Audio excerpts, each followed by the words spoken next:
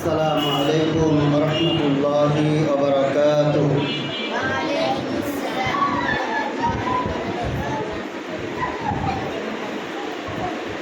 يا رب لك الحمد كما ينبغي لجلال وجهك عظيم وسلطانك. وصلى الله تعالى عليه وعلى آله وأصحابه وبارك وسلم تسليما كثيرا كثيرا. أما بعد فأعوذ بالله من الشيطان الرجيم. بسم الله الرحمن الرحيم. يرفع الله الذين آمنوا منكم والذين أوتوا العلم درجات. صدق الله المولانا العظيم. وقال النبي صلى الله عليه وسلم: خيركم من تعلم القرآن وعلمه. أو قال النبي صلى الله عليه وسلم: حسن سیرت گر نباشد حسن سیرت هیچ نیست. گل اگر خوشبو ندارد قابل گلزار نیست. حسن سیرت گر نباشد حسن سیرت هیچ نیست. گل اگر خوشبو ندارد قابل گلزار نیست. مدرسہ ہے باغ جنت معلم ہے مثل گل. شہد اس میں علم دین و طالبہ ہے بلبل. اللهم صل على سيدنا وسندنا وحبيبنا ومولانا محمد صلى الله عليه وعلى آله وأصحابه وبارك وسلم تسليما كثيرا كثيرا. الحمد لله. আল্লাহ তাআলার কাছে লাখো কোটি শুকরিয়া, যেই মহান মালিক আমাদেরকে কোরআন ও হাদিসের মজমার মধ্যে বসে কোরআন ও হাদিসের তেলাওয়াতের স্থানে বসে নবীর ঘরের মধ্যে বসে আল্লাহ তাআলার কালামে পাকের আলোচনা করার এবং শোনার জন্য যেই মালিক আমাদেরকে এখানে আসার এবং বসার জন্য সুযোগ করে দিলেন, ওই মালিকের দরবারে শুকরিয়া আদায় করি। সকলে বলে আলহামদুলিল্লাহ। মুহতারাম হাজিরিন, আল্লাহ রাব্বুল আলামিন আমাদেরকে সৃষ্টি করেছেন। সৃষ্টির পেছনে রহস্য আছে। রহস্যবিহীন কখনো কোনো বান্দাকে, কোনো মাখলুককে আল্লাহ রাব্বুল আলামিন সৃষ্টি করেন নাই। আমার মনে হয় সাউন্ড কীরকম আসতেছে, আমার মনে হয় ভাইজানরা সামনে আসলে দু একটি কথা আলোচনা করা সহজ হইত। কারণ বাচ্চারা বুঝে কম, বুঝমান মানুষের সাথে কথা বলতে গেলে ভালো লাগে। সামনে আসেন ভাইজান, আপনারা সামনে আসেন। বাচ্চারা, বাবা তোমরা একটু পিছনে যাও, দেখি একটু পিছনে যাও। সাউন্ডটা একটু ক্লিয়ার করেন ভাই, সাউন্ডটা সম্ভবত ক্লিয়ার না। আল্লাহ রাব্বুল আলামিন আমাদেরকে সৃষ্টি করছেন, সৃষ্টির পেছনে রহস্য রাখছেন। আজকে যেই বিষয় আমাকে নির্ধারণ করা হয়েছে, বিষয়টি হলো কোরআন শরীফ শিক্ষার উপর ফজিলত কি, কোরআন শিক্ষার ফজিলত কি। তাহলে কোরআন শিক্ষার পেছনে কোরআনের যে ফজিলত, এটা কি জিনিস? এই কোরআন শিখলে আমরা আসলে কি দুনিয়ার মধ্যে লাভবান হব না ক্ষতিগ্রস্ত হব? কোরআন শিখলে আমাদের ফায়দা কি, না শিখলে আমাদের ক্ষতি কি? এবং কোরআন শিখলে দুনিয়ার মধ্যে এটার হাসিল আমরা ফায়দা কি পাবো, আখেরাতে ফায়দা কি পাবো? কোরআন আমাদেরকে কোন দিক গাইডলাইন করে? আসলে দুনিয়ার জগতের আইন শাস্ত্রের কিতাবগুলো যে গাইডলাইন করে, আইন শাস্ত্র যেই কিতাবগুলো আমাদেরকে আইন শিখায়, আসলে এটাই কি বাস্তব আইন, না কোরআন ও হাদিসের আলোকে যেই আইন প্রণয়ন করা হয় এটা আসলে সঠিক আইন? এটা আমাদেরকে বুঝতে হবে। কোরআন ও হাদিসের আলোকে যদি আমরা আলোচনা করি তাহলে বিষয়টা আমাদের কাছে স্পষ্ট হয়ে যাবে। আল্লাহ রাব্বুল আলামিন কালামে পাকের মধ্যে ইরশাদ ফরমান, ইয়ারফাইল্লাহুল্লাযীনা আমানু মিনকুম ওয়াল্লাযীনা উতুল ইলমা দারাজাত, যে দুনিয়ার মধ্যে তাদেরকে সকলের মাঝখান থেকে সম্মানিত করা হবে এবং উত্তম জাযা দান করা হবে, উত্তমভাবে সম্মানিত করা হবে যারা নাকি ইলমে দারাজাত, ঐশী আল কোরআনের ইলম হাসিল করবে। যারা কোরআনের ইলম হাসিল করবে তাদের জন্য দুনিয়ার মধ্যে সবচেয়ে বেশি সম্মানের স্থান দান করা হবে এবং আখিরাতেও তাদেরকে আল্লাহ রাব্বুল আলামিন জান্নাতের মধ্যে সর্বোচ্চ স্থান দান করা হবে। সুবহানাল্লাহ। তাহলে দুনিয়ার মধ্যেও যদি আল্লাহ রাব্বুল আলামিন সবচাইতে বেশি দামি স্থান দান করেন, আর যদি পরকালেও আল্লাহ রাব্বুল আলামিন যদি সবচেয়ে বেশি উঁচু মাকাম দান করেন, তাহলে এলেমের দরজা বেশি উন্মোচন হইল না দুনিয়ার এলেম বেশি উন্মোচন হইল? কোরআনের এলেম। কেন? কোরআনের এলেমের ব্যাপারে আল্লাহ রাব্বুল আলামিন বলতেছেন ইলমে দারাজাত, এই এলেমটা আমার কাছে সবচেয়ে বেশি মর্তবাবান, সম্মানিত। কেন? এই সম্মানের কাছে পৃথিবীর অন্য কোনো সম্মান এক জায়গায় করলে আখিরাতের সম্মান, এই কোরআনের সম্মান, হাদিসের সম্মান, হাদিসের ইজ্জত, কোরআনের ইজ্জত, তলবে ইলমদের ইজ্জত, উলামায়ে কেরামের ইজ্জত, নবীদের ইজ্জত এক পাল্লায় দেন, আর তাম পৃথিবীর দুনিয়া এক পাল্লায় দেন। একজন তলবে ইলমের যে মর্তবা তাম পৃথিবীকে এক পাল্লায় দিলে সেই মর্তবা হবে না। সুবহানাল্লাহ। তার মানে কি? তার মানে হলো এখন যদি আমাদের যারা বর্তমান ক্ষমতায় আছেন, ক্ষমতাধরদের ব্যক্তি যে যারা আছেন, এদের মধ্যে থেকে ধরলাম আমি একজন ব্যক্তি, আমাদের বর্তমান সরকারের অধীনে যারা আছেন, তার বিশেষ বাহিনী যারা আছেন, এই বাহিনীর যত কোনো অভিযোগ, এই বাহিনীর যত কোনো আপনার অন্য কোনো অন্যায়, এই অন্যায়টাকে সরকার গ্রহণ করে সহজে? স্পেশাল বাহিনী না? আমার কথাটা বুঝেন। একজন সরকারের 5 জন বডিগার্ড আছে, 5 জন বডিগার্ডের মধ্যে কেউ না কেউ টুকিটাকি অন্যায় করে, এটা কি স্বাভাবিকভাবে ধরে সরকার? ধরে না।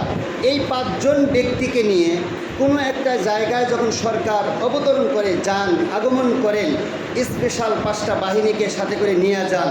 এই 5টা বাহিনী যাওয়ার পরে যদি ওই 5 জনের মধ্যে থেকে 10 জন কোনো তাদের অভিভাবক আসে, ওই 5 জনের সাথে গিয়ে বিশেষ স্থানে বসেন না শেষের স্থানে গিয়ে বসেন? আপনারা কথা বলবেন আমার সাথে। অবশ্যই বিশেষ মেহমানের স্থানটার সাথেই বাকিদেরও ওই স্থানে বসানো হয়। কেন? পরিচয়ের খাতিরে বলে আমার বাবা, আমার মা, আমার দাদা, আমার দাদি, আমার নানা, আমার নানি স্পেশাল মেহমান হয়ে যায় সরকারের কাছে, তখন তারাও স্পেশাল হয়ে যায়। ঠিক না ব্যাপী?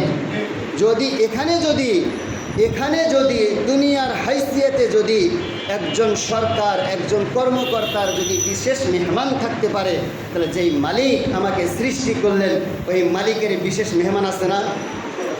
জবাব দেন। মালিকের বিশেষ মেহমান কে? মালিকের বিশেষ মেহমান হইল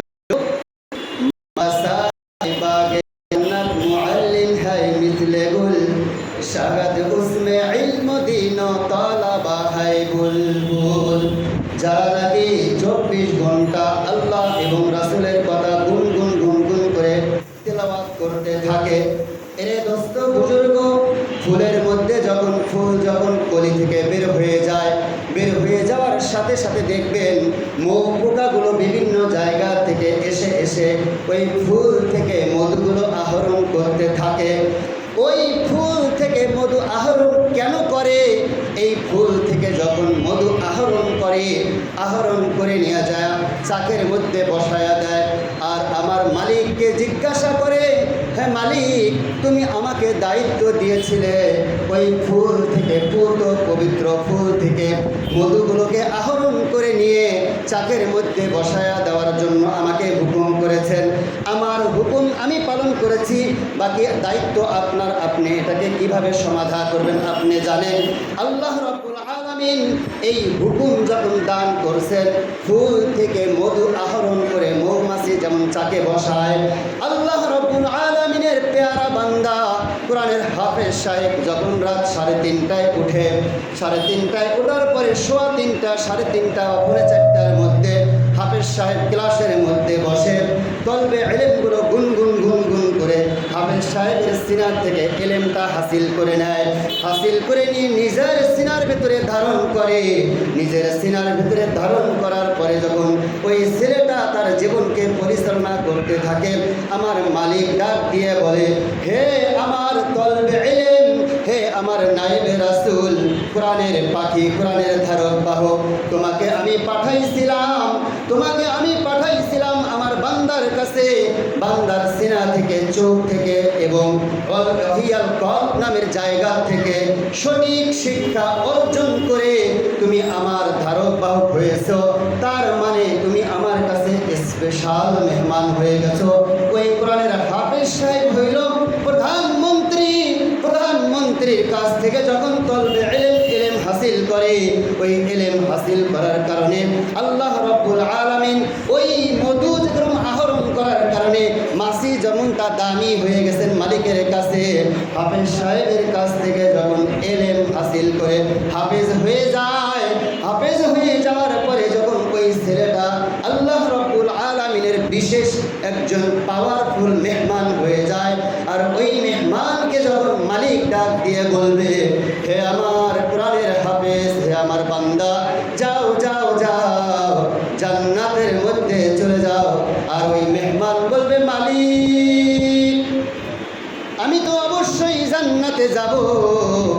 আমার মাকে চাই, আমার বাবাকে চাই, আমার দাদাকে চাই, আমার দাদিকে চাই, আমার নানাকে চাই, আমার নানিকে চাই, আমার ওস্তাদকে চাই, আমার মোহাব্বতের বন্ধু বান্ধবকে চাই, আমার হিতাকাঙ্ক্ষীকে চাই। আমার এলাকার মধ্যে বসবাস করতাম, ওই বসবাস করার সময় আমাকে মাথার মধ্যে হাত বোলায়া দিয়ে বলছে, যাও যাও বাবা, তোমার জন্য দোয়া রইল, তুমি ভালো মানুষ হবে, কোরআনের হাফেজ হও, মাওলানা হবা, মুফতি হবা, মুহাদ্দিস হবা। আমার জন্য দোয়া করছেন। এই দোয়া করার কারণে ওই ব্যক্তি আমার স্পেশাল গেস্ট হয়ে গেছে। মালিক, আমি জান্নাতে যাবো বটে, আমার সাথে যারা মেহমান আছে এদেরকে দেন, এদেরকে নিয়ে আমি জান্নাতে চলে যাবো। সুবহানাল্লাহ। এরে ভাই, দোস্ত বুজুর্গ, যদি ওই জায়গাটার থেকে বিবেচনা করেন, যদি প্রধানমন্ত্রী যদি তার স্পেশাল জায়গায় যাওয়ার সময় যদি বলে আমার সাথে 20 জন যাবে, এই ক্ষমতা যদি প্রধানমন্ত্রী রাখে, একজন সহি কোরআনের হাফেজ রাখতে পারে কি পারে না? এটা হলো কোরআনের মর্তবা, এটা হলো ইলমের মর্তবা। 1 নম্বর কথা এটা বুঝাইলাম। 2 নম্বর কথা হইল, একজন কোরআনের হাফেজ সাহেব, একজন কোরআনের হাফেজ সাহেব, এই কোরআনের হাফেজকে যদি বলা হয়, বাবা তুমি এদিকে আসো, কোরআন পড়ো, কোরআন পড়তেছে, কোথায় চাপ দিচ্ছেন?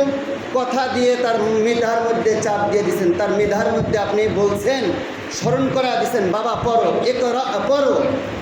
ওই সন্তানটা পড়তেছে, ও পড়তেছে ইয়াসিন ওয়াল কুরআনিল হাকিম ইন্নাকা লামিনাল মুরসালিন, শুরু করছে, শেষ করছে। আপনি চোখ দিয়া পানি ছাড়ছেন আর বলছেন, আমার এত সুন্দর একটা ছেলে, যেই ছেলের বয়স সবে মাত্র 8 বছর 7 বছর, এত সুন্দর করে কোরআন পড়তেছে, আপনি বাবা আপনি পরিতৃপ্তি হয়ে গেলেন। এবং যদি বলা হয়, আজকে তোমাকে আমি দুনিয়া থেকে বিদায় করে দেব, দুনিয়া থেকে বিদায় করে দেব, দেখি তোমার কোন জায়গায় কোরআন ঢুকছেন, আমি সেই কোরআনকে বের করব। আল্লাহর কসম খায়া বলি, সন্তানকে জবাই করছেন, জবাই করার পরে তার মাথাটাকে টুকরা টুকরা করছেন, কোন কোষের মধ্যে কোরআন আছে খুঁজে বের করতে পারবেন? পারবেন? আমরা কেউ পারবো? কেউ পারবো না। কেন? এইটাই হলো ইলমে দারাজাত। আল্লাহ তাআলার পক্ষ থেকে কোরআনের মুআজিজা, যেই মুআজিজাটা নূরুন আলা নূর, এটা নূরের সাথে সম্পর্ক, আল্লাহ তাআলার হুকুমের সাথে সম্পর্ক। এই সিনা কোরআন বের, এই সিনা কোরআন বের হবেন, আপনারা আর সাধারণ চোখ দ্বারা এটা দেখা যাবে না। কোন মস্তিষ্কে আল্লাহ রাব্বুল আলামিন এই কালামে পাককে 30 পারা কোরআনকে ঢুকায় রাখছেন। একটা হাফেজকে সুইচের মধ্যে চাপ দেওয়ার কারণে সাথে সাথে সে পড়া শুরু করে দিল, কিন্তু ওটাও মাথা, আমার আর আপনারও মাথা। আমাকে যদি বলা হয় সূরাতুল ফাতিহা সুন্দর করে পড়ো, আমার বাপ দাদা, আমার বাপেরও ক্ষমতা নাই সুন্দর করে স্পষ্টভাবে একজন হাফেজ সাহেবের মতো কোরআন তেলাওয়াত করার মতো আমার সে ক্ষমতা নাই। আমাকে যদি তেলাওয়াত করতে দেওয়া হয়, আমি যদি পড়ি আউযু বিল্লাহি মিনাশ শাইতানির রাজিম, আমি পড়া ফেলাবো আউযু বিল্লাহি মিনাশ শাইতানির রাজিম। আমাকে যখন বলা হবে বিসমিল্লাহির রহমানির রহিম, আমি বলবো বিসমিল্লাহির রহমানির রহিম। তার মানে আমার মুখ দিয়ে শুদ্ধতা বের হবে না, কারণ আমার জীবনটা ওই লাইনে আসে নাই। আর ওই হাফেজের যে মর্তবা এই সন্তানকে দান করছে, আপনার মাধ্যমে ওই সন্তানটা আসছে। এই সন্তান যখন করতেছে বিসমিল্লাহির রহমানির রহিম, এই প্রচেষ্টাটা আপনি বাবা, এটা আপনার অবদান, এটা আপনার ক্রেডিট, এটা আপনার কৃতিত্ব এবং আপনার কর্তৃত্ব। এই সম্মানটুকু আল্লাহ রাব্বুল আলামিন আপনাকে দান করেছে শুধু একটাই কারণ, এই সন্তানের কারণ। সন্তান কোরআন পড়ে, বাবার মনে পরিতৃপ্তি আসে। সন্তান কোরআন পড়ে, মায়ের মনে পরিতৃপ্তি আসে। সন্তান কোরআন পড়ে, উস্তাদের মনে পরিতৃপ্তি আসে। সন্তান কোরআন পড়ে, আমাদের আওলাদদের পরিতৃপ্তি আসে। এবং আল্লাহ রাব্বুল আলামিন খুশি হয়ে বলেন, হে আমার বান্দা, হে আমার বান্দা, তোমার সবে মাত্র বয়স 8 বছর, আমি আল্লাহ রাব্বুল আলামিন তোমার কাদের মধ্যে এখনো কিরামান কাতিবিন পাঠাই নাই, তোমার আমলনামায় এখনো গুনাহ লেখা হয় নাই। এই যে নিষ্পাপ বেগুনা মাসুম বাচ্চাটা কোরআন শিখলো, উস্তাদ শিখাইলো, খৈরুকুম মান তাআল্লামাল কুরআনা ওয়া আল্লামা।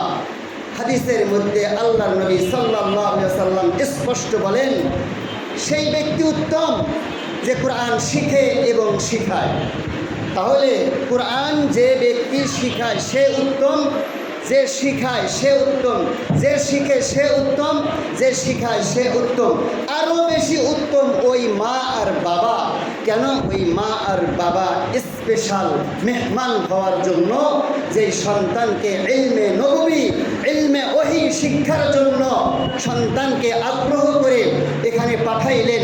এই জন্য আল্লাহ রাব্বুল আলামিন ওই হাফেজ সাহেবকে কিয়ামতের দিন হাসরের মাঠে জান্নাতের যখন ঘোষণা দিয়ে দিবে, আর ওই ঘোষণা দেওয়ার আগে ওই সন্তানকে স্টেজে উঠানোর আগে তার বাবা এবং তার মাকে আল্লাহ রাব্বুল আলামিন জান্নাতের সেই সর্বোচ্চ স্টেজের মধ্যে বসাবেন। ওই স্টেজের মধ্যে বসানোর কারণে জান্নাতের মধ্যে কোটি কোটি কোটি কোটি আল্লাহ রাব্বুল আলামিনের পেয়ারা বান্দা বান্দি থাকবে। আর তারা প্রশ্ন করতে থাকবে, হে আল্লাহ, হে আল্লাহ, এরা কারা? এদেরকে তো ইতিপূর্বে দেখি নাই, এরা কোথা থেকে আসলো? আল্লাহ রাব্বুল আলামিন ডাক দিয়ে বলবেন, হে আমার জান্নাতের মেহমানরা, জান্নাতের মেহমানরা, শোনো শোনো, এই ব্যক্তিগুলো হইল ওই ব্যক্তি দুনিয়ার মধ্যে যারা আমার পবিত্র ঐশী আল কোরআনকে নিজের সিনার মধ্যে ধারণ করেছে, নিজের সিনার মধ্যে ধারণ করেছে এবং নিজের সিনার মধ্যে ধারণ করার পরে এটাকে গবেষণা করে রিসার্চ করে কোরআন ও হাদিসের সঠিক ইলম হাসিল করে জাতির সামনে পেশ করছেন। হে আল্লাহ, হে আল্লাহ, এই ব্যক্তি কি এখানে বসবে? হ্যাঁ হ্যাঁ, এরা এখানেই বসবে। আমি আল্লাহ রাব্বুল আলামিন ঐশী আল কোরআনের সম্মানের কারণে আমার এই হাফেজে কোরআনকে স্টেজে উঠানোর আগেই তার মা বাবাকে উপস্থিত করেছি। সবাই বলেন সুবহানাল্লাহ।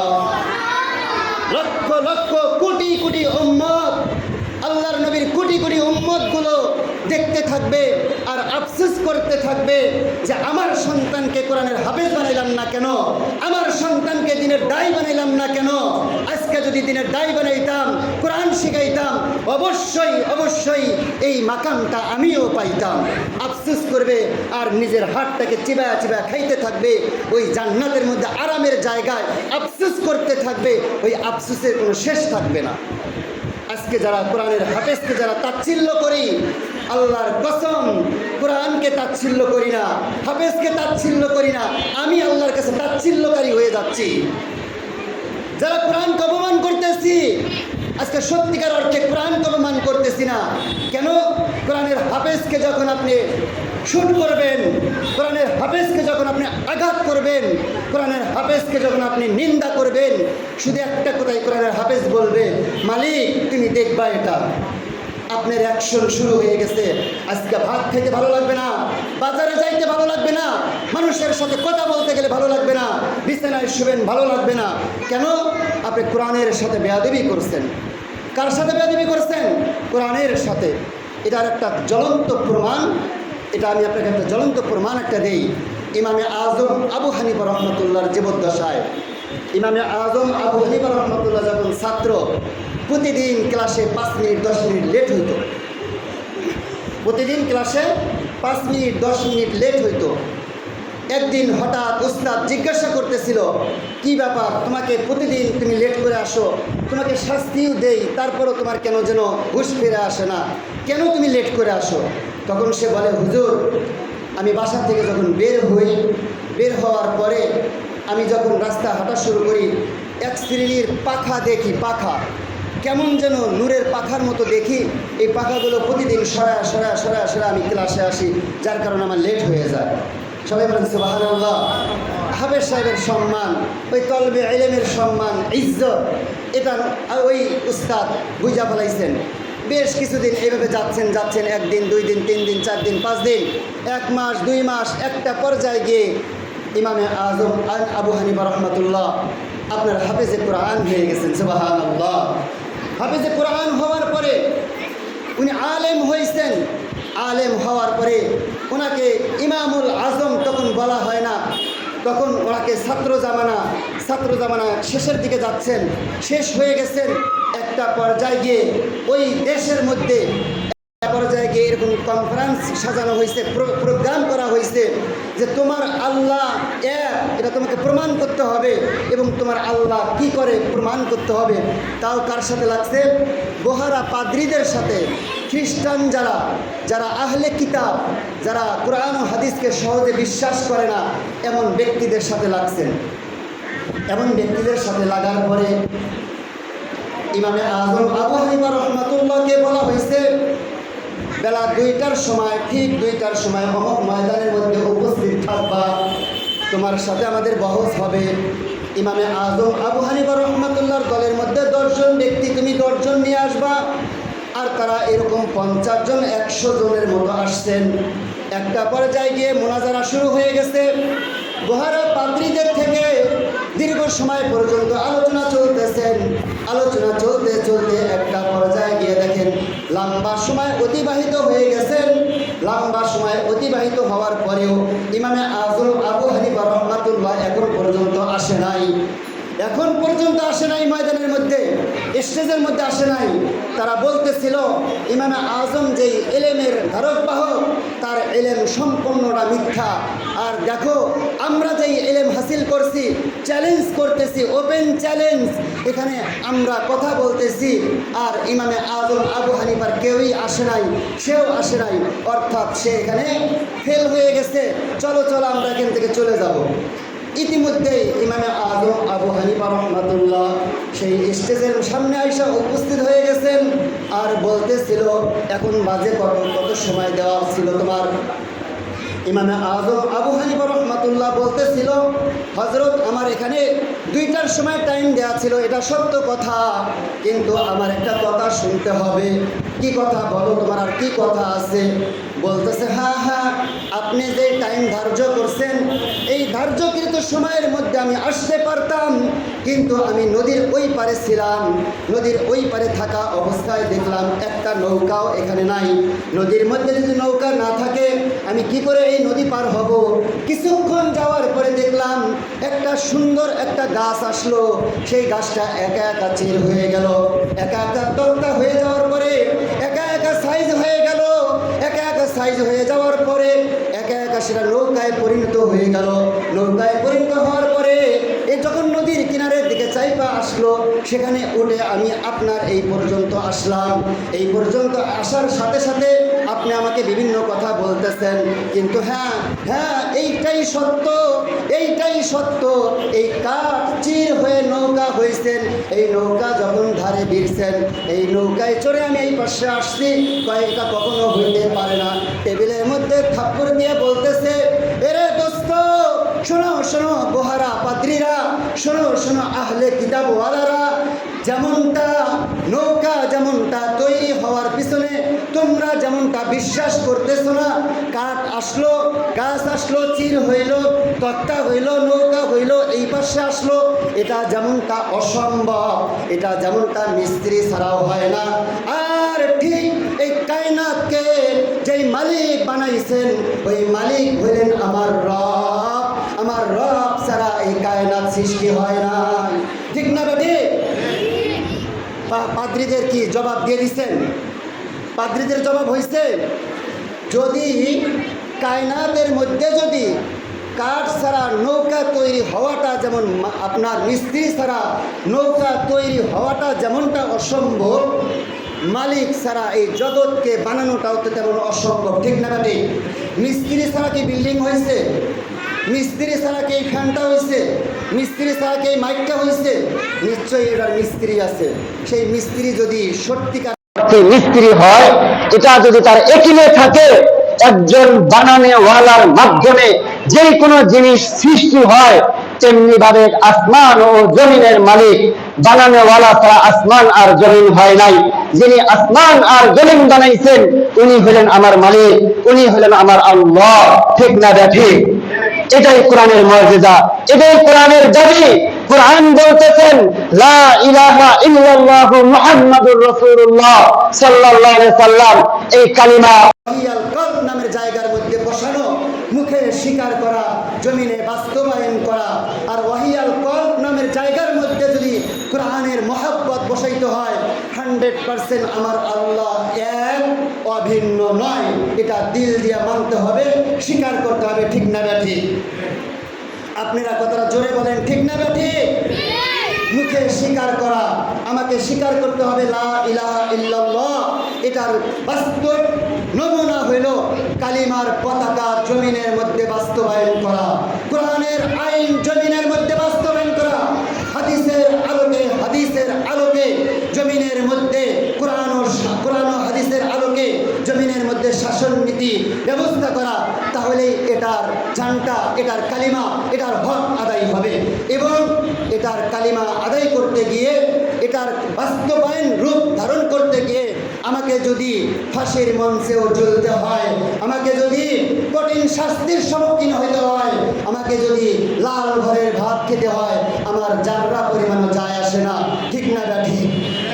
এই জন্য কোরআনের ধারক বাহক যারা হব, কোরআনের হাফেজের বাবা যারা হব, কোরআনের হাফেজের মা যারা হব, আপনাকে অবশ্যই চিন্তা করতে হবে আমি আল্লাহ তাআলার স্পেশাল মেহমান, আমি আল্লাহ রাব্বুল আলামিনের স্পেশাল মেহমান।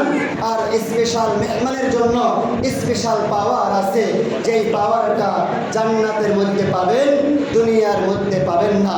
দুনিয়ার মধ্যে যদি কোরআন ও হাদিসের আলোকে জীবন পরিচালনা করতে হয়, হতে পারে সাময়িক সময় আপনার উপর চাপ আসবে, দুনিয়ার চাপ আসবে, রাষ্ট্রের চাপ আসবে, ক্ষমতার চাপ আসবে, দুনিয়ার বাধা আসবে, দুনিয়ার লাঞ্ছনা আসবে। একটা হাফেজ সাহেবের যারা পরিমাণও যায় আসে না। একজন আলেমের, একজনের দিনের দায় যে হবে, এ দোস্ত বুজুর্গ, দিনের দায় যে হবে, দিনের দায়ী হতে হলে বাবাকেও দিনের দায়ী হতে হবে, মাকেও দিনের দায়ী হতে হবে। একটা তরুণ এলেম যখন আমরা শিক্ষকরা রাস্তাঘাটে স্লোগানের জন্য ব্যবহার করি, আল্লাহর কসম এটা আপনার সন্তানের সৌভাগ্য, আপনার সৌভাগ্য, আপনার এই সন্তানের মায়ের সৌভাগ্য। কেন? যদি বাতিলের হাতে যদি গুলিবদ্ধ হয়ে গুলির আঘাত খেয়ে যদি দুনিয়ার মধ্যে থেকে বিদায় হয়ে যায়, আল্লাহ রাব্বুল আলামিন বলেন ফায়াকুতুলুনা ওয়া ইউকতালুন, যারা বাতিলকে মারবে এবং মরবে, যদি বাতিলকে যে ব্যক্তি মারলো, অর্থাৎ কোরআন ও হাদিসের আলোকে যারা মুজাহিদ হবে, এই মুজাহিদ যদি একটা বাতিলকে মারে সে হবে কতল, আর বাতিল যদি একজন তলবে ইলমকে মারে সে হবে শাহাদাত। আর একজন শাহাদাতের বাবা হয়ে, শাহাদাতের মা হয়ে কিয়ামতের দিন হাসরের মাঠে সবুজ ডানার পাখি হয়ে যখন জান্নাতের মধ্যে উড়তে থাকবেন, এই সন্তান যখন জান্নাতের মধ্যে উড়তে থাকবেন, এই হাফেজ সাহেবের, এই মাওলানা সাহেবের, এই নায়েবে রাসূলের মা এবং বাবাও যখন কিয়ামতের দিন হাসরের মাঠে ওই জায়গায় গিয়ে উপনীত হবে, আর তখন হাসতে হাসতে জান্নাতের মধ্যে চলে যাবে, অন্যরা আফসোস করবে আর বলতে থাকবে কেন আমি আমার সন্তানকে দ্বীন শিখাইলাম না, কেন আমি আমার সন্তানকে কোরআন শিখাইলাম না। আজকে যদি সন্তানকে কোরআনের হাফেজ বানাইতাম, আজকে যদি সন্তানকে মুফতি মুহাদ্দিস বানাইতাম, দ্বীনের দায়ী হতো। দ্বীন শিক্ষা করতে গিয়া, দ্বীন শিখাইতে গিয়া আমার সন্তানটা দুনিয়া থেকে বিদায় হয়ে গেছেন। ইয়া আল্লাহ, দুনিয়া থেকে বিদায় হয়ে যাওয়ার কারণে আমি আল্লাহ রাব্বুল আলামিনের দরবারে শাহাদাতের মা এবং শহীদের মা এবং বাবা হিসাবে কিয়ামতের দিন দণ্ডায়মান হইতে পারছি। সবাই বলেন সুবহানাল্লাহ। এজন্য একজন কোরআনের হাফেজের এত দাম, এত দাম। কারণ নবী করিম সাল্লাল্লাহু আলাইহি সাল্লাম কখনো এই কথাটা বলেন নাই খায়রুকুম মান তাআল্লামাল ইউনিভার্সিটি, যারা ইউনিভার্সিটি থেকে ল পাস করে বের হয়ে আসবে, ইউনিভার্সিটি থেকে যারা অনার্স মাস্টার্স কমপ্লিট করে বের হয়ে আসবে, তারা সমাজের মধ্যে সবচেয়ে দামি হবে। এটা কোরআন ও হাদিসের আলোকে এই এলেম কখনো গ্রহণ করেন না। হ্যাঁ, তাই বলে কি আপনার সম্মান নাই? আমার সম্মান নাই, আছে জাগতিক সম্মান। যেই সম্মানটা আমি চক্ষু দ্বারা, মেধা দ্বারা, আকল দ্বারা দুনিয়া কামাইতে পারবো, বাট আখেরাত কামাইতে গেলে কষ্ট হবে। আখেরাত কামাইতে গেলে অবশ্যই অবশ্যই আপনাকে আমাকে ওলামায়ে হক তাদের শরণাপন্ন হইতে হবে। ফার্স্ট মানুষ, একবারে ফার্স্ট বয় মানুষ সমাজের মধ্যে তারা যারা কোরআন ও হাদিসের এলেমের সাথে আমার এই মেধাটাকে কাজে লাগিয়েছেন। দুনিয়ার জাগতিক শিক্ষায় শিক্ষিত হয়েছি, আমি দুনিয়ার মধ্যে এলেম হাসিল করেছি, পাশাপাশি একজন হক্কানি ওলামায়ে কেরামের হাতে গিয়ে আমার জীবনটাকে সমর্থ করে দিয়ে তার পরামর্শ নিয়ে আমি আমার জীবনটাকে গাইডলাইন করেছি। ইসলাম শিখেছি, দ্বীন শিখেছি। ইন্নাদ দীনা ইনদাল্লাহিল ইসলাম, ইসলামের পূর্ণাঙ্গ সুরির নিচে, ইসলামের জীবন ব্যবস্থার নিচে আমার মাথাটাকে ঝুঁকাইয়া দিছি, সঠিকভাবে দ্বীন শিখছি।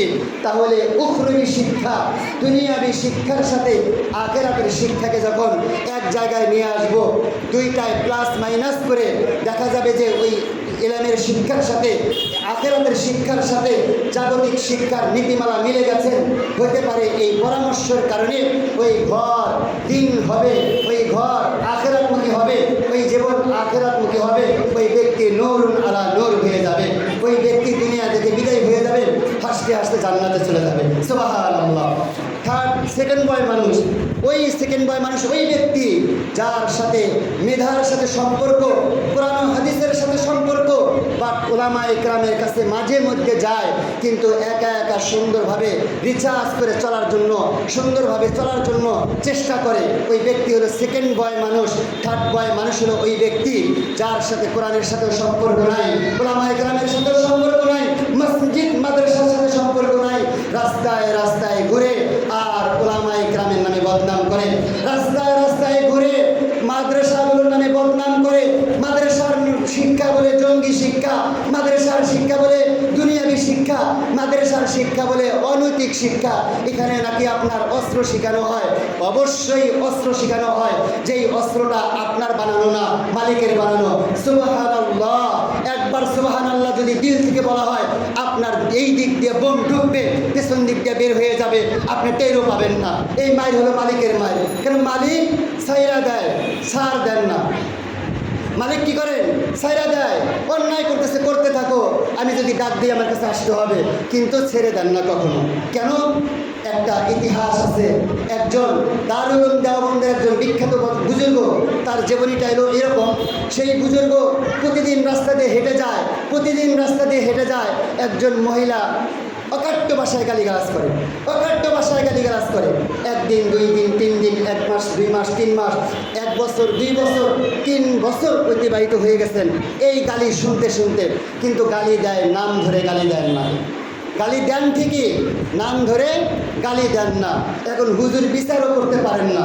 কেন? আপনাকে যদি আমি গালি দেই, যদি নাম না ধরে দিই, আপনি কী বিচার করবেন? আপনি অ্যানালাইসিস কী করবেন যে কে গালি দিচ্ছে আমাকে?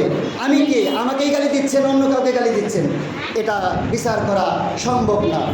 3 বছর অতিবাহিত হয়ে যাওয়ার পরে হঠাৎ করে একদিন হুজুর ওই জায়গায় গিয়ে থেমে গেছেন। থেমে যাওয়ার পরে তার খাদেমকে বলতেছেন, এই শোনো, ওই মহিলাটাকে একটা থাপ্পড় দিয়ে আসো, একটা চর লাগায় আসো। হুজুর, ওই ব্যক্তি কি অন্যায় করেছেন? বলে, দেখো, সে অকাট্য ভাষায় গালিগালাজ করতেছে, এই গালিগালাজটা আর সহ্য হইতেছে না। বলতেছেন, হুজুর, সে তো আপনার নাম ধরে গালিগালাজ করে নাই। এই পর্যন্ত বলতে সময় নিছেন তার খাদেম, কিন্তু হুজুর পরে বলতেছেন, দেখো মহিলাটা, দেখো পেছনে দিকে, দেখো খালের মধ্যে মরে আছে, দেখো। খাদেম পেছন দিকে ঘুরে দেখে ওই মহিলা খালের মধ্যে পড়ে মারা গেছেন। এবং হুজুরে বললেন, দেখো, তোমাকে থাপ্পড় দিয়ে বলছি, কিন্তু তুমি যদি থাপ্পড় দিতা আমার মালিকে একে মারতো না, একে মারতো না। কেন? যখন ওলামায়ে হক, ওলামায়ে দেওবন্দি যখন কোনো গালি শুনতে শুনতে দেয়ালের মধ্যে পিঠ থেকে যায়, প্রতিবাদ করে না, ওই প্রতিবাদটা স্বয়ং মালিকে নিয়ে নেয়। মালিক ডাইরেক্ট অ্যাকশন দিয়ে দেয়। ডাইরেক্ট অ্যাকশন হলো হয় মাটির নিচে, তা না হয় পানির মধ্যে চুবায়া চুবায়া মারবেন, এতে কোনো হয় আগুনে মারবেন, তা না হয় বাতাসে মারবেন, যে কোনো একটা দিয়ে হলেও শেষ করে দিবেন, আপনাকে বোঝার সুযোগও দিবেন না। ঠিক না? ঠিক। প্রমাণ কি হয় নাই আমাদের দেশে? প্রমাণ হয় নাই? কোরআনের পাখিকে, কোরআনকে বেইজ্জতি করলে আল্লাহ কখনো ছাড়বেন না, আল্লাহ কখনো ছাড়বেন না। আজকে আমি হই, আপনি হন, আজকে আমার যেমন এই প্রতিষ্ঠান, আজকে যারা এখানে শিক্ষার্থী পড়ালেখা করে, এই পড়ালেখাটার পেছনে আমাদের যদি অবদান না থাকতো, আমার সন্তান এখানে পড়তে আসতো না। আমার অবদান কি? আমার অবদান হলো সৎ পরামর্শ দেওয়া। এটাও আমার একটা, এই প্রতিষ্ঠানের সৎ পরামর্শ দেওয়া। আমার অবদান কি? আমার সন্তানকে এখানে পাঠানো। আমার অবদান কি? আমার অবদান হলো এখান থেকে অর্থের যে চাহিদাটা আছে, এই চাহিদাটাকে ফিল আপ করে দেওয়া। আমার এখানে অবদান কি? আমার এখানে অবদান হলো আমি দিনে যদি 5 বার আসি, 5 বার আমি খবর নিয়ে যাব হুজুর প্রতিষ্ঠানটা কেমন চলতেছে, এটা বিষয় কি, এটা শিক্ষার কি অবস্থা, ওস্তাদের কি অবস্থা, খাবারের মান কি। আজকে যদি এই বিষয়গুলো নিয়ে আমি যদি একটু গাইডলাইন করি, আমি যদি একটু সচেতন হই, আল্লাহর কসম খেয়ে বলি, এই শিক্ষা যত উপরের দিকে যাবে আমার আমল নামা তত ভারী হইতে থাকবে। এই শিক্ষা যত উপরের দিকে যাইতে থাকবে আমার সার্টিফিকেট তত ভারী হইতে থাকবে। এই শিক্ষা প্রতিষ্ঠান যতদূর আগাইতে থাকবে আমার তত সহজ জান্নাতের রাস্তা কাছাইতে থাকবে। আমি যখন দুনিয়া থেকে বিদায়ী হয়ে যাব, উহুদ পাহাড় সমতুল্য সওয়াব নিয়ে আমি কবরে যাব। এবং শুধু তাই নয়, দুনিয়ার মধ্যে আমার সন্তান বলবে, আউযু বিল্লাহি মিনাশ শাইতানির রাজীম, বিসমিল্লাহির রহমানির রহিম। এটা যখন পাঠ করবে, আউযু বিল্লাহি মিনাশ শাইতানির রাজীম, এটার মধ্যে 19টা অক্ষর আছে। আউযু বিল্লাহ, আউযুর মধ্যে আলিফ আছে। এই আলিফ উচ্চারণ হওয়ার আগেই আপনার কবরে উহুদ পাহাড় সমতুল্য সওয়াব পৌঁছে যাবে। সুবহানাল্লাহ। যখন আপনি বলবেন, আপনার সন্তান যখন বলবে বিসমিল্লাহির রহমানির রহিম, আল্লাহ রাব্বুল আলামিনের কসম বলছি, 30 পারা কোরআন শরীফ তাফসীর করতে যে ব্যাখ্যা বিশ্লেষণটা সূরাতুল ফাতিহার মধ্যে আছে। সুবহানাল্লাহ। সূরাতুল ফাতিহাকে ব্যাখ্যা বিশ্লেষণ করে আপনি যা সারমর্ম আলোচনা করবেন, এই সারমর্ম আলোচনাটা বিসমিল্লাহির রহমানির রহিমের মধ্যে লুকায়িত আছে। বিসমিল্লাহির রহমানির রহিমের মধ্যে 19টা অক্ষর আছে। 19টা অক্ষরের মধ্যে 18টা অক্ষর আপনি ব্যাখ্যা বিশ্লেষণ করে যাহা কিছু বের করবেন, বিসমিল্লাহর বায়ের মধ্যে তা লুকায়িত আছে। সুবহানাল্লাহ। এই বা যখন উচ্চারণ করবেন আপনার সন্তান, আপনার কবরের মধ্যে যদি শাস্তি হয়, আযাবের ফেরেশতাকে উঠায়া নিয়া আল্লাহ রাব্বুল আলামিনের রহমতের ফেরেশতা বসায়া দিবেন। সুবহানাল্লাহ। এটা একটা কোরআনের হাফেজের মর্তবা, একটা কোরআনের হাফেজের সম্মান, কোরআনের সম্মান, হাদিসের সম্মান, নায়েবের নবীর সম্মান। ওরে দোস্ত বুজুর্গ, আপনার সন্তানকে আপনি ক্যারেট স্কুল পড়াইতেছেন, আপনার সন্তানকে বাংলাদেশের সবচেয়ে দামি দামি স্কুলগুলোর মধ্যে পড়াইতেছেন, সেখানে যদি কোরআন ও হাদিসের শিক্ষা না থাকে, আল্লাহর কসম সেখান থেকে দিন আসবে না। ওই সন্তান যদি অনার্স মাস্টার্স কমপ্লিট করে, আপনি যে বাবা, আপনার প্রথম আপনার বিরুদ্ধে কথা বলবে, প্রথমে আপনার বিরুদ্ধে কথা বলবে। তুমি আমাকে ইংলিশ শিক্ষায় শিক্ষিত করছো, আমাকে দুনিয়ার জাগতিক শিক্ষায় শিক্ষিত করছো। জাগতিক শিক্ষায় শিক্ষিত হওয়ার কারণে অনার্স মাস্টার্স কমপ্লিট আমি আমার বিবাহিত বউ নিয়ে আসছি, একটা মেয়েকে নিয়ে আসছি। সেই বউ এখন তোমার ভাত রান্না করে খাওয়াবে না, অর্থের তোমার স্থান কোথায়? বৃদ্ধাশ্রম। যাও তোমরা বৃদ্ধাশ্রমে যাও। কয়জন আলেমের বাবাকে দেখছেন? কয়জন আলেমের বাবাকে দেখছেন তাদের বাবা বৃদ্ধাশ্রমে আছে? তারা পারলে তাদের বাবাকে পা ধুয়ে পানি খান। তাদের বাবাকে যে সম্মান করেন, মাকে যে সম্মান করেন, ইজ্জত করেন, জাতির সামনে স্পষ্ট এলাকা ভিত্তিক দেখা যায়। ইমাম সাহেবের বেতন দিচ্ছেন 10,000, ইমাম সাহেবের বেতন দিচ্ছেন 15,000, কিন্তু 20,000 টাকা দিয়ে ফ্ল্যাট নিয়ে থাকে, বাকি টাকা গায়ের ঘাম ঝরাইতে ঝরাইতে ইনকাম করে মা এবং বাবার মুখে, সন্তানের মুখে রাত্রে গিয়ে ভাত উঠায় খাওয়ায় দেয়, আর বলে বাবা আমি তোমার পাশে আছি। বাবার মুখগুলো কেটে দেয়, বাবার লোমগুলো কেটে দেয়, বাবার হাতের চেরিগুলো কেটে দেয়, পায়ের চেরিগুলো কেটে দেয়।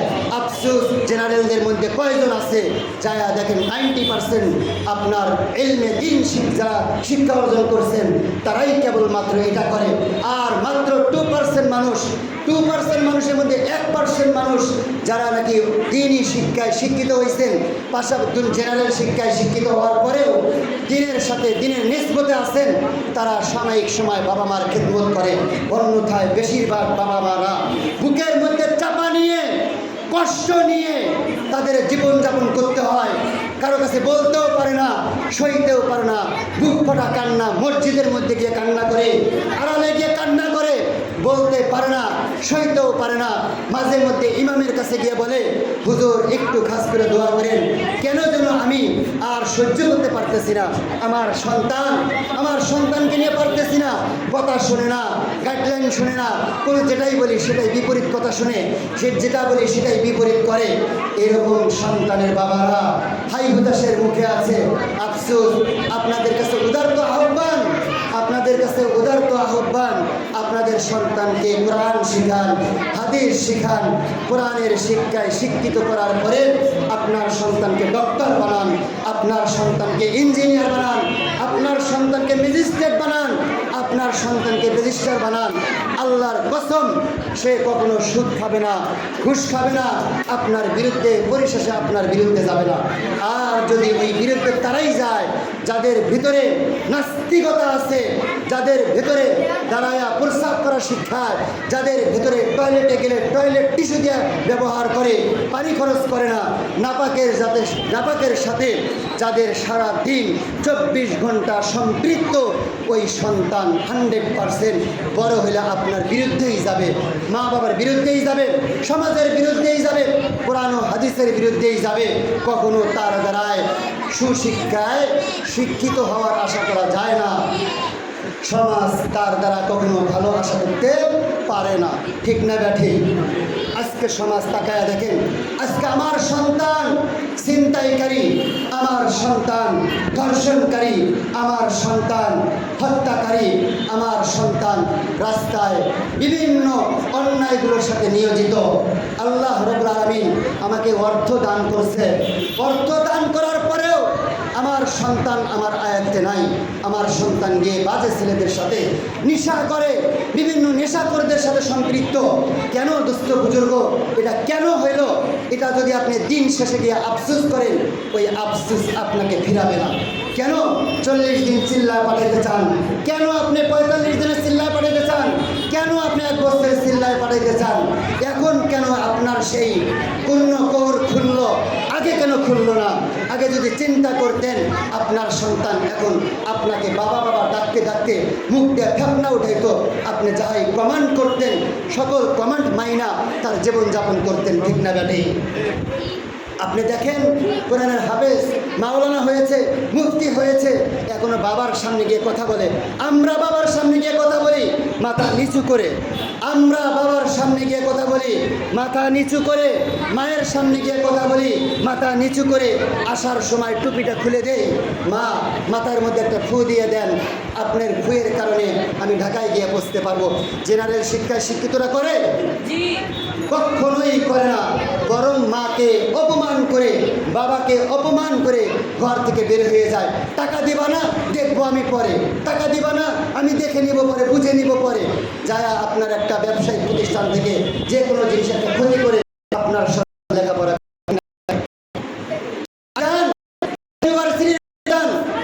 ওপেন করে বলবো, যারা ওখানে পড়ালেখা করে, সরকার যাদেরকে মেধা তালিকায় 1 নম্বর ঘোষণা করে, যারা দেখেন তাদের মাথার নিচে বালিশের নিচে পিস্তল থাকে, অস্ত্র থাকে।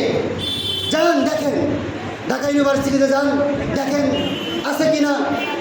আল্লাহর কসম খেয়ে বলি, বাংলাদেশে যত কওমি মাদ্রাসা আছে, শিক্ষা প্রতিষ্ঠানগুলো আছে, যারা তাকায় দেখেন তাদের মাথার নিচে তসবির দানা পাবেন এবং হাতে গোনা তসবিগুলো পাবেন, বালিশের নিচে অ্যালার্ম দেওয়া ঘড়িগুলো পাবেন। রাত 2:30টায় উঠতে হবে, রাত 3টায় উঠতে হবে, তাহাজ্জুদ পড়তে হবে, মালিকের কাছে কাঁদতে হবে, আমার মেধা কম, কিতাব বুঝি না, কিতাব বোঝার জন্য মালিকের কাছে কাঁদতে কাঁদতে কাঁদতে কাঁদতে চোখে ঘা বানায় ফেলাইছেন। মার কাছে রাত শেষে, দিন শেষে মার কাছে ফোন করে বলে, মা আমার জন্য একটু দোয়া করেন, আমি কিতাব কম বুঝতেছি মা, আমার জন্য আল্লাহ তাআলা জেহান জাকাত বাড়ায়া দেয়। কিন্তু আপনার সন্তান ভার্সিটিতে পড়ালেখা করে, আপনার সন্তান ম্যাজিস্ট্রেট বানাবেন, বিসিএস ক্যাডার বানাবেন, কিন্তু ওই সন্তান তো আপনার করে ফোন দিলে আমি ভালো আছি, ভালো থেকো তোমরা, এটা দেয় ফোনটা, ঠিক না বেটি? ঠিক না বেটি? ওরে দোস্ত বুজুর্গ, হাত ধরে বলি, পা ধরে বলি, ওই মেজাজ আমাদের জন্য আল্লাহ তাআলা না বানায়। যারা আমাদের সন্তানদেরকে 60-65 জন সন্তান এখানে আছেন, তাদের বাবারা হলো আল্লাহ রাব্বুল আলামিনের স্পেশাল মেহমান। ওই সন্তানের বাবাগুলো, এই সন্তানের মাগুলো যারা এখানে আসছেন, আল্লাহর কসম খেয়ে বলি, আপনাদের কপালের ভিতরে আল্লাহ তাআলার জান্নাত কবুলিয়ত আছে। আল্লাহ তাআলার কাছে আপনার কবুলিয়ত বান্দা, আপনারা কবুলিয়ত বান্দি আপনারা, যার কারণে আপনার সন্তান গর্ভে পাতা আসার পরে আপনাকে আল্লাহ তাআলা নিয়ত করাইছে। কি নিয়ত করাইছে? আমার যদি ছেলে সন্তান হয়, মেয়ের সন্তান হয়, আমি কোরআনের হাফেজা বানাবো, কোরআনের হাফেজ বানাবো। এই নিয়ত করার কারণেও আল্লাহ তাআলা মাফ করে দিতে পারেন, সুবহানাল্লাহ। এই কোরআনের হাফেজ কোরআনের হেফজ করছেন, হেফজ করার পরে এই কোরআনের হাফেজ 30 পারা কোরআন ভুলে গেছেন, আল্লাহ রাব্বুল আলামিন এই কোরআনের হাফেজকে সিনা জান্নাতের মধ্যে দিয়ে দিবেন, জাহান্নামের আগুনে জ্বালাবেন না। কেন জাহান্নামের আগুনে জ্বালাবেন না? ভুইলা যাক আর যাই করুক না কেন, এই 30 পারা কোরআন সিনার মধ্যে ধারণ করার কারণে আল্লাহ রাব্বুল আলামিন এই কালামে পাকের ইজ্জতের কারণে, কালামে পাকের সম্মানের কারণে আল্লাহ রাব্বুল আলামিন এই সিনা জাহান্নামে গেলেও আল্লাহ রাব্বুল আলামিন এই সিনাকে জ্বালাবেন না, সুবহানাল্লাহ। এই যে জ্বালাবেন না, এটা আপনার অবদান, এই জ্বালাবেন না, এটা আপনার কৃতিত্ব, আপনার ইজ্জত, আপনার সম্মান। আপনি সন্তান গর্ভে আসার কারণে নিয়ত করছেন, বাকি ভয় নাই, ভিন্ন কথা। নিয়ত করার কারণেও আল্লাহ রাব্বুল আলামিন মাফ করে দিবেন। সবাই বলেন সুবহানাল্লাহ। এই জন্য যারা আমাদের সন্তানদেরকে দেখেন, আমরা নিয়ত করবো, একটু চুপ, খামোশ হও, খামোশ। যারা এখনো আমাদের সন্তানদেরকে দেয় নাই, অবশ্যই আপনাদের কাছে উদাত্ত আহ্বান করব, আপনাদের সন্তানকে দিন শিখান, দিন শিখান। হুসনে সেরাত গিরনা বাশত, হুসনে সিরাত হিচে নিস, গুল আগার খুশবু নাদারাত, কবেলে গুল জারে নিস। কবি বলছেন, যদি ফুল বাগান সাজানো হয়, এত সুন্দর সুন্দর ফুল দিয়ে বাগান সাজাইছেন, একটা ফুল ঘেরান ছড়ায় না, একটা ফুল ঘেরান ছড়ায় না। মালিক চিন্তা করে, এত টাকা দিয়ে ফুলের বাগান সাজাইলাম, ফুল থেকে দিন শেষে যদি ঘেরান না পাই, এই বাগানে আমি রাখবো না। বাগানটাকে কেটে ফেলায়। বাগানটাকে কাটার পরে চিন্তা করে, আমি টাকা খরচ আবারও করবো, আবারও টাকা খরচ করে সুন্দর সুন্দর ফুল লাগাবো, যেই ফুলগুলো থেকে সুন্দর ঘেরান ছড়ায়। রজনীগন্ধা, আপনার গাঁদা ফুল, গোলাপ ফুল ইত্যাদি ইত্যাদি সুন্দর সুন্দর ফুলগুলো লাগাইছে। এবার পাশ দিয়ে যায়, আর মনোমুগ্ধকর ঘ্রাণ পাওয়ার কারণে ওই মনিবের মন ধরে যায়। যেমনটা ওই মনিবের মন ভরার কারণে আত্মতৃপ্তি চলে আসে। আল্লাহর কসম খেয়ে বলি, বাবা হইল, মা হইল, মা হওয়ার পরে সন্তানকে যখন কোরআনের হাফেজ বানাবে, এখান থেকে সুঘ্রাণ ছড়াইতে থাকবে। বাবা যখন হবে, একটা কোরআনের হাফেজ হওয়ার পরে যখন সে এখান থেকে সুঘ্রাণ পাবে, পরিতৃপ্তি চলে আসবে, আত্মতৃপ্তি আসবে।